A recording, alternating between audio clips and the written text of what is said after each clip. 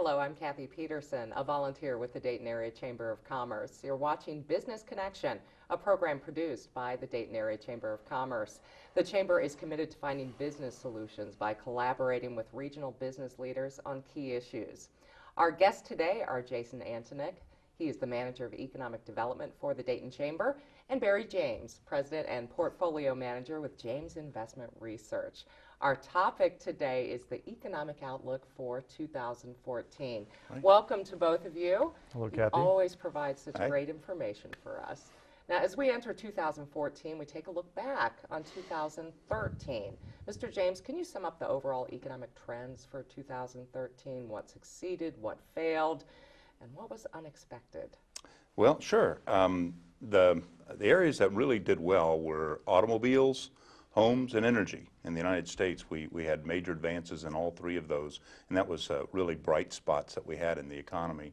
And I think it maybe caught some people by surprise at just how much of an advance we saw.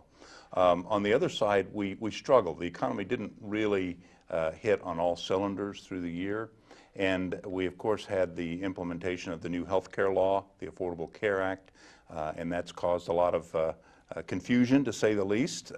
And so that has been one of the things that maybe didn't succeed the way that it had been intended to succeed.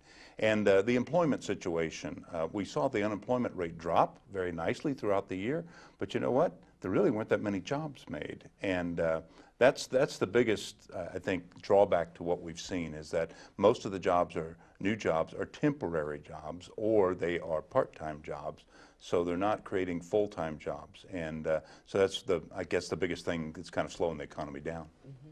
And Jason, as far as the Chamber is concerned, what were some of the highlights in 2013? Well, to echo Barry's sentiment, unemployment was interesting. You know, there were some seemed to be doing okay and worsened a little bit and came back around. So that was somewhat of a challenge. Weekly earnings are still less. You know, in 2007, the weekly earnings in the Dayton area were higher than the average in the nation. So that was awesome. That's However, great. now it's not that way at all. So we've come up a little higher than where Ohio is, but still that's still $50 or so less a week, and that doesn't sound like a whole lot, but when you think about it and add it up, it's kind of a big deal. The sequester was a problem. So most people know what the sequester is, but those are that's referring to the automatic cuts to the military and other programs, but specifically to the military. You know, the single site largest employer we have in the state of Ohio is Wright-Patterson Air Force Base, and that's 10 miles or so from downtown. And so there's a lot of ambiguity. What's going to happen? Should we spend money? Should we do this contract? So on and so forth. So not knowing has people cautious. They're not going to spend the money. So that's kind of a downer. There was some good stuff that happened. A couple projects I want to talk about. One's called Project Walnut, and the other one's Project Southbound. They have these funky code names. Yes. But Project Southbound has actually come to fruition. We can talk about it now. It's a Chinese company called Fuyao, and they're going to be an auto glass manufacturer at the GM truck and bus plant, which is now called Progress Park. It's not called the truck and bus anymore. But that's very interesting. That happened just recently here. So that's good stuff. Arts and culture is still real big. You know, we have 266 nonprofit cultural organizations in the area, which equate to 2,800 full-time jobs and $161 million in economic expenditures from those organizations. So we had ups and downs. Absolutely, and we're keeping a close eye on both of those, the ups and the downs. Now, Janet Yellen is taking the helm of the Federal Reserve. Now, could you talk a little bit about the outgoing chairman's legacy and what we might expect from Chairwoman Yellen's leadership? Yes, obviously it's one of a great deal of activism. That would be his legacy. And in his parting swan song, if you will, he was saying that things didn't actually work the way they thought they would work. They didn't turn out as good as they had hoped from both the quantitative easing and the low interest rates. And very interesting to me, and my interpretation of what he said was, well, don't really trust our forecasts. They aren't that helpful. But when it comes to Janet Yellen, I don't expect a lot of change in terms of trying to stimulate the economy. And her focus, a lot of her written work is all about the unemployed and employment. So she is going to do everything she can to try to get people into work and using whatever levers she can pull. Now, could you outline some of the expected bright spots in the economic forecast for 2014? Well, I think that we're going to see some continuation. The automobile area, which of course in Ohio is vital to us, and so that should probably continue in good force. And there's some big changes at Ford with aluminum trucks and whatnot. The home building, and we've seen home prices go up. And even in the local area, we've seen the supply of homes drop dramatically, like a 10-year supply wiped out. We're down to about 3 years, I think, in Montgomery County. So that is very, very positive. And for each home that's built, that's about 1 or 2 new full-time jobs. So we think we're seeing an upturn in that. Now, maybe the interest rates will have an effect on that. But even bigger than home building is energy. And of course, the eastern part of our state has a lot of energy. It's starting to be tapped. We've just barely begun. But it is huge, huge, huge. And we're going to see energy prices probably continue to head lower. And this is going to ripple through the state of Ohio and the whole country. So those are the real bright spots that we see for 2014. Great. Now, Jason, what projects or industries are you most excited about as we go into 2014? Well, the biggest one for me personally is what's going on with logistics and distribution in our area. So the one project that I mentioned, Project Walnut, we talked about Project Southbound, and that's a Chinese outfit, and that's absolutely fantastic. But Project Walnut hasn't been named officially yet. Oh. Okay, so that's why we have to go by Project Walnut. I love these cool names. Okay, and so, but what's going on? Project Walnut is happening. The construction is happening right now. They've broken ground, and imagine, if you will, clear your mind and imagine, if you will, 56 continuous days of cement trucks coming to a location, 24 hours a day, pouring cement for 56 days. Okay, so we're talking about a concrete slab, which is currently being constructed up around the Dayton International Airport. That's 43 acres of concrete under roof. Yes. 1.8 million square feet. So this is fantastic. So this is going to be a logistics and distribution center, which will come online in November of 14 of this year. It'll be 1,000+ jobs. And there are all these partners working together to figure out what we can do to make logistics and distribution really work out here. Yeah. You know, many of us have probably heard that we're within a 90-minute flight to half the population of the United States and Canada. In addition to that, Dayton has some other attributes. You know, I-70, 75 interchange, really good highway structure. People hear this and think, well, I'm seeing what's going on downtown. That's not too good. But actually, it is. Those exits on the left side, that wasn't right. You can't have that. So you have to have some delays to get to where you want to go. But the way that ODOT, the way that the highways are being set up, it's going to be phenomenal for the highway infrastructure. So that's excellent.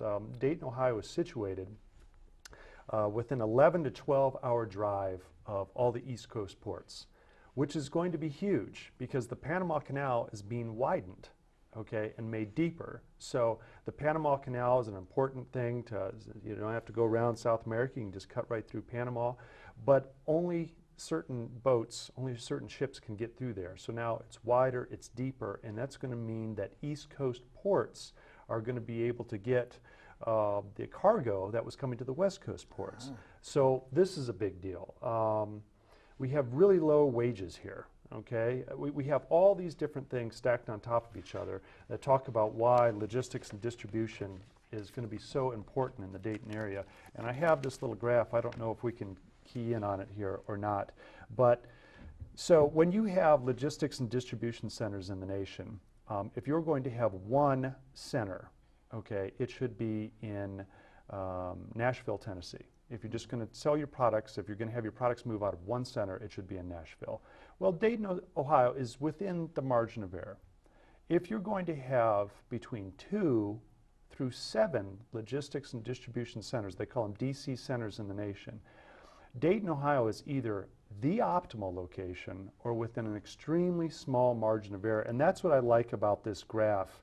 The blue line on here talks about what is optimal for a location of a distribution center, and the red line is where Dayton is. And so we have one distribution center all the way down here through 7, and you can see that the blue and the red lines practically match up. That's right. So, you know, logistics and distribution, what's happening with this Project Walnut is just the tip of the iceberg. I believe it's just the beginning, and logistics and distribution in Dayton is going to be huge. We've got the training resources. You can get training through Jobs and Family Services, Sinclair Community College, Miami Valley Career Technology Center, Wright State University offers programs and products for it. You know, the workforce that we have, the wages, so on and so forth, it's really exciting. It is. Yeah. It is. I saw an aerial view of the distribution facility Yeah. that's going up, and it is unbelievable as far as the size goes. Yeah. I mean, it's massive. So It is gigantic. it is, and we're so happy to see it because it is jobs. It's more jobs for our community, and we're Right. very excited about that. Yeah. Mr. James, I'll get back to you because you identified low energy costs. You mentioned that as being a real boon for the economy in 2014. Can you expand on this? For example, Ohio's seen a real impact from the rise of natural gas exploration that you mentioned in our state in recent years. Could you talk about the broader impact of energy costs across the United States? Yeah, this is so important. It's amazing. The United States now produces over 80% of all of our energy needs right inside the United States. And so by 2020 or so, we'll be 100% independent. It's not that we won't buy it from abroad, but we won't need to buy it from abroad. And just think of all those instances where we've had to, you know, interfere, if you will, in Middle Eastern countries and so forth. All that will be taken away because we'll be producing our own. And we are the Saudi Arabia of natural gas. So as this plays through, we expect even oil will be the #1 producer in the world by 2015 of oil, not even natural gas. So this is going to keep the price of oil down. It's at an abnormally high level today. There's not that much demand in terms of driving miles in the United States and so forth. And so we're having an impact. Things happen at the margin. People don't always believe that just a little extra production can drive down prices, but that's always the way it works in economics. It's just that extra little bit drives prices. So we're seeing that drop in prices. And how that affects us in Ohio as a manufacturing state, we need energy. And places like China, they don't have enough energy. And the energy they're producing is very, very polluting. So it's destroying their environment. And we don't have that problem here. So we're going to have cheap energy available to our manufacturing right here in Ohio and in the United States. It's going to be a huge boon in both of those. And the price of natural gas in the United States is about 1/3 of what it is in Europe and about 1/6 the price of what it is in Asia. So countries from around the globe are moving to guess where? The United States of America to get cheap, sustainable energy. And that's going to be great for our manufacturing base, and a lot of other jobs will be created as a result of that. And what a turnaround. Oh, it is. It's fantastic. It is. Yeah. It's so great to see. The American people. Yes, yes. Now, you touched on it a little bit, but could you talk a little bit about some of the challenges that we are going to face as far as the economy goes in 2014? Yeah. Well, Albert Einstein, maybe the smartest man that ever lived, had a phrase that I like. It says, insanity is doing the same thing over and over again and expecting different results. And unfortunately, out of Washington primarily, we're seeing an antipathy or hostility towards business. And by that I mean rules and regulations and taxes. In 2013, lucky 13, we had 13 new tax hikes at the federal level. We have more that have come on board in 2014 with the Affordable Care Act, and a lot of those fall on small businesses. Actually, some of the unions and the large businesses are able to avoid some of those taxes, but the small businesses can't, so it's ramping up. There's all that level of confusion. We have the Dodd-Frank Act, which is gathering more steam, and it's actually going to wind up pushing a lot of our financial products overseas, make it more difficult for companies to get financing in that sense. So rules and regulations, you look at it, it's about $10,000 are the cost of a small business per employee just for compliance, not taxes, just for compliance.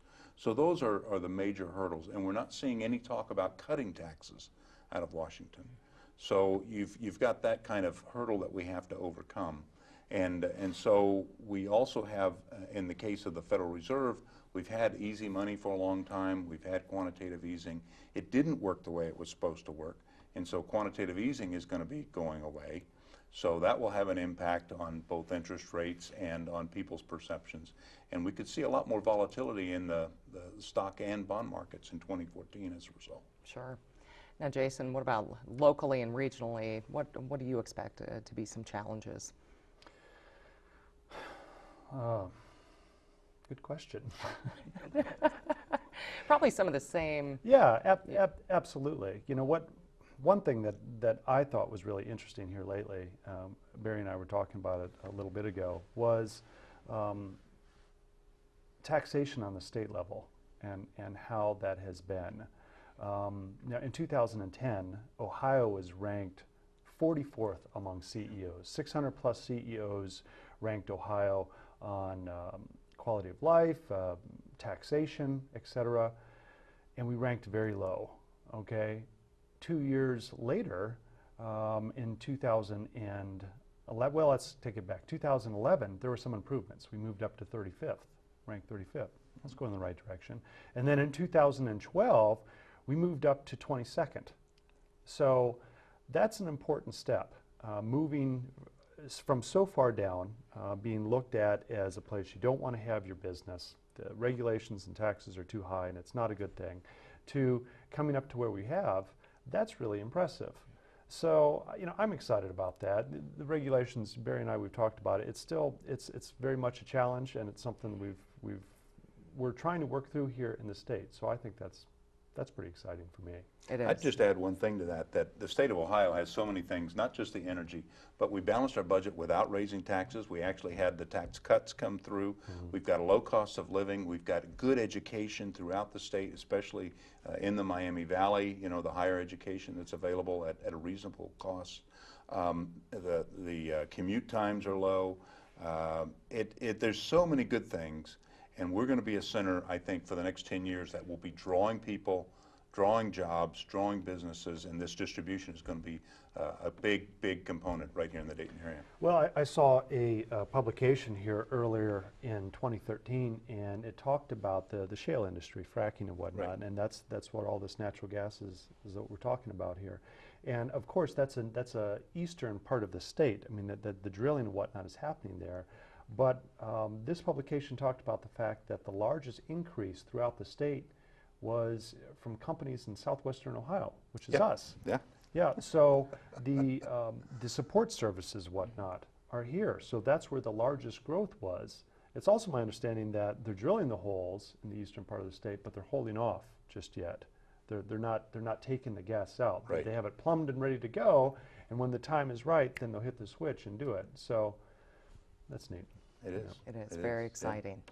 Now, in your opinion, how large a role will government action or inaction play in the economy in 2014? There's a great Brazilian proverb: we make progress at night when the government sleeps. And I believe the American people are that way. We're ingenious. We won't take anything just laying down. We will come back and we will overcome the impediments. As I said, I don't see anything really coming out of Washington that's pro-business or pro-economic development, and I don't see any change really at the Federal Reserve that's going to make much. We've used stimulus from borrowing money, $4 trillion. We've used stimulus from the Federal Reserve making up $4 trillion out of thin air, and neither one has really worked because we've done something my father's always warned about. He says, if you want more bread, don't make war with the baker. and Good really, point. Yeah, and I always say if you're pro or you're for the employee, you have to be for the employer. And so we've kind of got the things backwards a little bit. So we're going to overcome those hurdles because we're Americans, but it does slow things down. So I'm not really expecting anything out of Washington that would be of much help. Now, are there political or legislative changes that you'd like to see? Your wish list, I guess. Well, yeah, obviously. You know, President Reagan gets credit for a lot of things, and good or bad. The cuts in taxes were one of them, and that would be huge. We did a study, an academic study. We actually submitted it through Ohio Matters, the Ohio Chamber of Commerce magazine, and it says that the lowest, fairest, flattest taxes Those states over the last 10 years, they had the highest economic growth, they had the highest increase in employment, and they actually had the highest increase in revenues to the state. So it's not that the pie is only one size, the pie can get bigger, and that's the key behind that. So that's one aspect. The other thing that Reagan didn't get credit for, but he cut regulations 50% by the time he left. And that freed up Americans to do what they do best, which is innovate, create, and you know, just bring a booming economy. And we've got the brain power, we've got the people power here, so it's just a matter of freeing up the people. That's what I'd love to see. Yes. What about the international economy? You've talked a little bit about different influences on that. Yeah. Well, it's very interesting as we look internationally. All eyes are on China right now. And the Prime Minister there is trying to put through some dramatic changes in economic reforms and otherwise to become not an investment-based economy, but a consumer-based economy. And so this transition period, they're seeing, you know, some difficulties, as you might expect. So they're not growing quite as fast at the moment. But if they make that transition, Katie bar the door, they're gonna grow great. Where we're seeing companies that have current account balances that are positive, surpluses, and they're well-run countries like Taiwan and Hong Kong, some of those eastern countries. We'll also see it in Europe, a few pockets there, even though they haven't got all their acts together. Germany, England are looking pretty positive. So we don't expect great economic growth, but nonetheless, there'll be pockets that'll do well. What advice would you give to Dayton Chamber members, you know, business executives, as they really navigate through the economy in 2014? Yeah. Well, the number one is don't expect a big increase in the economy. Expect stagnation. I think the last numbers that we had as far as jobs were kind of telling. And so, you know, if we see 2% or around 2%, it's still going to feel like a recession because people aren't getting jobs. So that will be the one thing. You need a flexible workforce. You don't want to, you know, overhire at this time. The other things that we think are really important is if you need financing, get it now. Interest rates are low, and also stock sales that you can sell very, very easily. So it's very easy to get financing.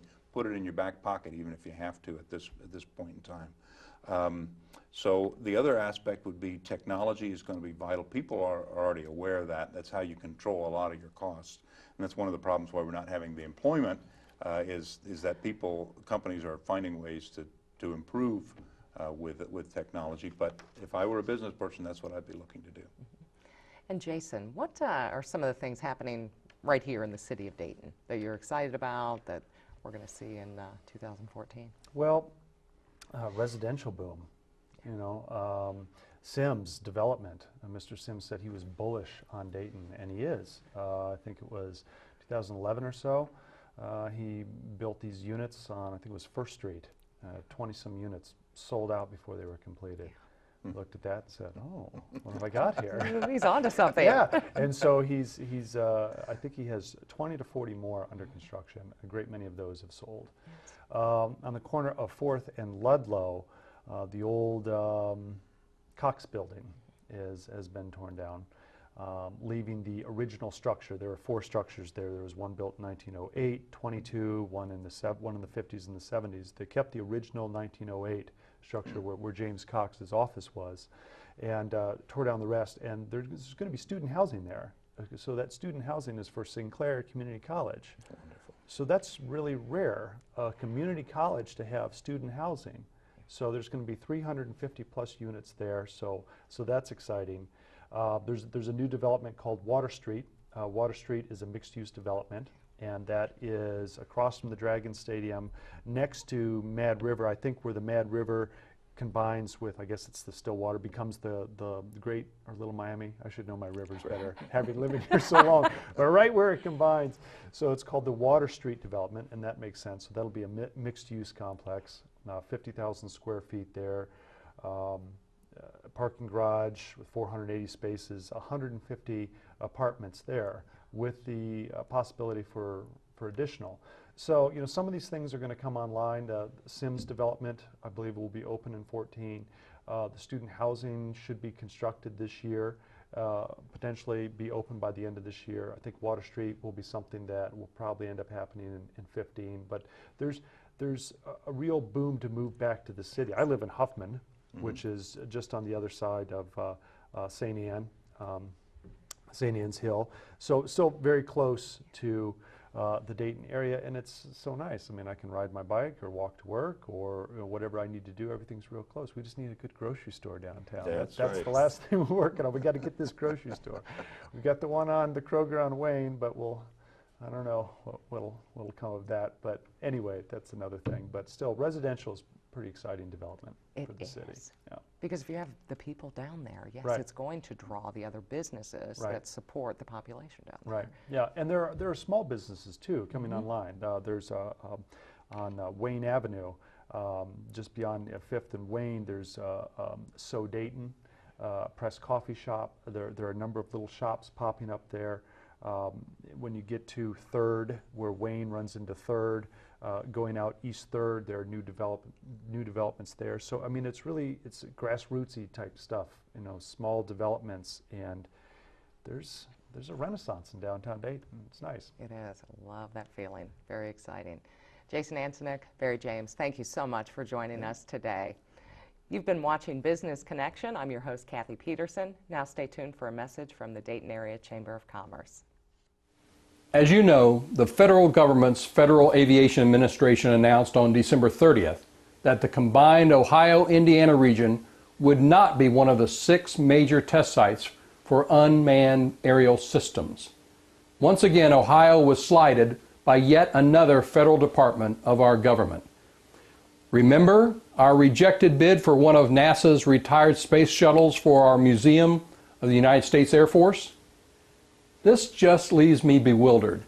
Not only did a team led by the Dayton Development Coalition put together an excellent proposal, we have the infrastructure, intellect, experience, research at Wright-Patterson Air Force Base, and the private sector involvement in place to have made us a natural choice.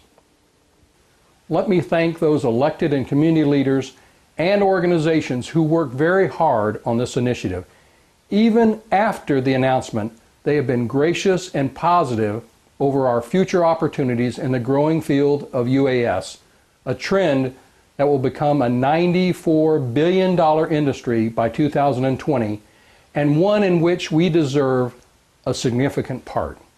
But the long and short of this is that the Dayton region, with our partners in Indiana, got snubbed once again, period. It seems very evident to me that the case for our region was significant, and I'm only left to the realities of politics. The politics of special bias treatment to states like New York and Alaska, who have powerful connections with the Oval Office, or at least with the FAA. I applaud those leaders like Congressman Mike Turner and others calling for a meeting with the FAA to find out exactly why we were passed over. But in the end, government rarely changes its mind or direction. Their condescending attitude will probably again win in the end. Still, we must make our voices heard, loud and clear, in an effort to keep this trend from continually happening to the great state of Ohio. We must not let bad decisions steamroll over us. We deserve better. They shouldn't win the trifecta on the next decision.